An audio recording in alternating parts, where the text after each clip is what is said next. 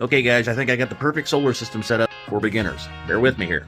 First thing I want you to do is I want you to go to santansolar.com and I want you to see if they have any 24 volt 240 watt solar panels. You want to look for 4 of them like this one. You cannot go over 240 watts with this setup. Alright, I've done all the math for you. You don't have to go over 240 watt. Just get 4 of them. Then you're going to hop over to MissouriWindandSolar.com or MWands.com, MWANDS.com.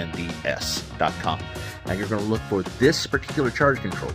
This is an MPPT charge controller. It's capable of handling 40 amps charging circuit. While you're at Missouri Wind and Solar, I want you to look at this inverter. Now, I'm not familiar with SkyMax inverters, but this is a 3,000 watt pure sine wave inverter, and I've got their charge controller, and it seems like it works rather well.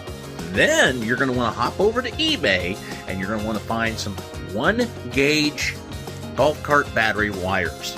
You do not want to go any smaller. Do not get cheap on it. Also, you want to look for a 6-piece. You'll thank me later.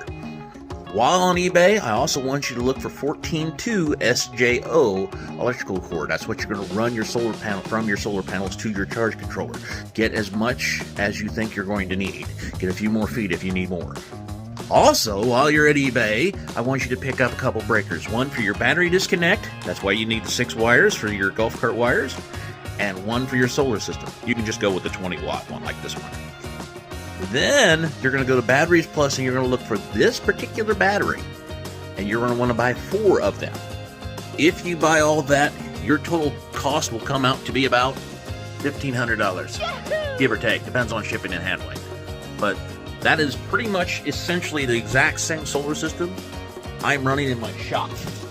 And as you can see, I'm running the lights, I'm running the lathe, and it's pitch black, and I've got 25.5 volts